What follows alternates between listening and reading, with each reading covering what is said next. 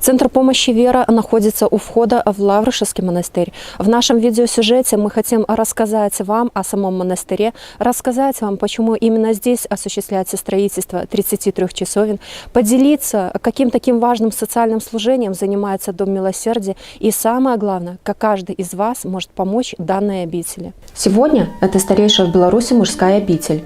Ее основание Елисеем Лаврышевским относится к XIII веку. За 8 столетий она не раз превращалась в руины.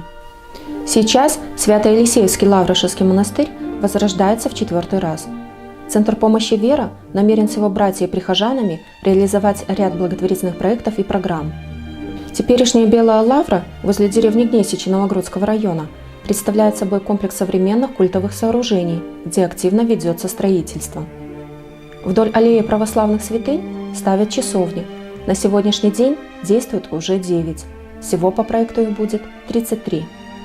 Идея этого грандиозно уникального проекта принадлежит нынешнему наместнику монастыря, игумену Евсевию. Каждая часовня имеет свое функциональное предназначение. Ежедневно монахи несут в них свое послушание. За каждой часовней нашего монастыря закреплен конкретный брат монастыря. И он за ней смотрит, за чистотой, за порядком.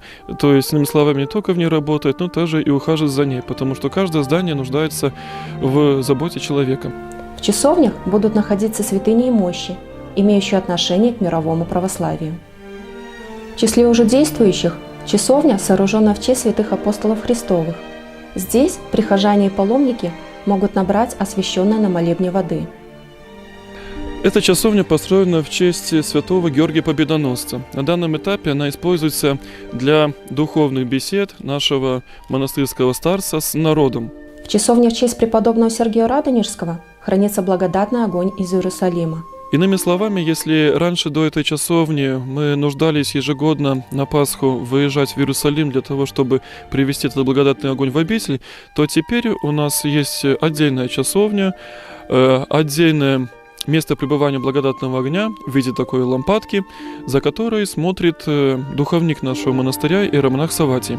В часовню-колокольню в честь валаамских святых верующие отправляются за целебной силой колокольного звона. Также второй смысл построения этой часовни – это будет использование как такой маленький цех для изобретения иконочек, деревянных иконочек, тоже, который будет заниматься один из числа братьев. В часовне преподобного Елисея Лаврышевского один из монахов несет основное послушание по изготовлению свечей. Есть здесь и храм-купель, где совершается таинство крещения. Возведен он в честь иконы Божией Матери «Живоносный источник». И в некотором роде это является уникальное строение в нашей Беларуси, как такой отдельный храм, полный действующий, да, в котором может любой желающий привести своего ребенка и покрестить. Каждый брат в своей часовне может даже и уединяться для такой сугубо личной молитвы, для каких-то совершения аскетического упражнения в виде поклонов. На территории монастыря располагается Свято-Елисеевский храм, где еженедельно проходят богослужения, а также беседы с прихожанами и паломниками. Самая почитаемая здесь икона преподобного Елисея Лаврышевского славится своими чудотворениями на всю Беларусь. Люди приезжают к ней за благословением и вдохновением, а детям-сиротам лик святого помогает обрести семью.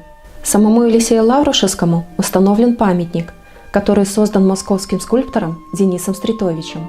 Памятник является символом возрождения обители. Из истории нам известно, что преподобный Елисей имел трагическую кончину. Он погиб от рук своего собственного ученика, молодого юноши-послушника, который находился в такой духовной болезни, которая называется беснование. И этот послушник накинулся на преподобного Елисея и умертвил его. Хотя дальше нам известно из преданий, что этот же самый послушник, он и был от своего беснования исцелен, после того, как прикоснулся уже к мощам преподобного Елисея. Летний монастырский храм используется для богослужения на большие праздники.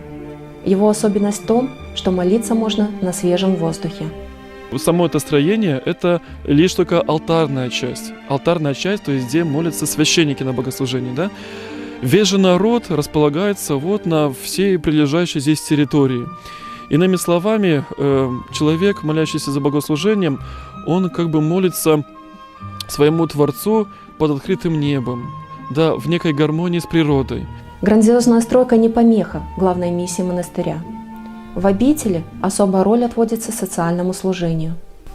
На территории Белой Лавры функционирует Дом Милосердия, куда за помощью и исцелением приезжают люди с духовными болезнями и различного рода зависимостями – алкогольной, наркотической, игровой. Монастырь предоставляет очень хорошие условия человеку, который искренне от всей души желает избавиться от своих страстей. И даже если люди не избавляются от страстей, они в итоге, уезжая из монастыря, учатся правильно жить с этой страстью. В относительной изоляции от внешнего мира, с духовной поддержкой и молитвами, в ежедневных трудовых заботах многим именно здесь удается изменить свою жизнь, переосмыслить прошлое и выбрать правильный путь. Ну, конечно, нельзя сказать, что к нам приезжают только больные люди, да. К нам приезжают также и просто люди, которые хотят внести некоторую свою такую лепту в дело возрождения монастыря. На самом деле, возрождение монастыря очень высокозначимое духовное делание. Притом мы ценим все, любой труд. Даже от просто уборки территории от мусора, вплоть до строительства самих зданий монастыря. Помимо приюта для нуждающихся, в монастыре работает и студия созвучия. Здесь ребятам через рисунок помогает выплеснуть накопившиеся негативные эмоции, справиться с переживаниями, получить стимул к дальнейшему творческому развитию, раскрыть себе таланты. На территории монастыря реализуется еще один очень важный проект – экологическая тропа через творение к Творцу. Следуя по ней, можно ознакомиться с информационными стендами и образовательными табличками. Их содержание просто и наглядно рассказывает о том, какой вред человек наносит окружающему миру и как его можно минимизировать. Экотропа является наглядным пособием по природоведению и бережному отношению к окружающей среде. Кроме призывания людей к некоторой добросовестности, люди также и обучаются интересным природным таким вещам. Реализуется в монастыре и проект по сбору лекарственных растений. Функционирует воскресная школа для детей.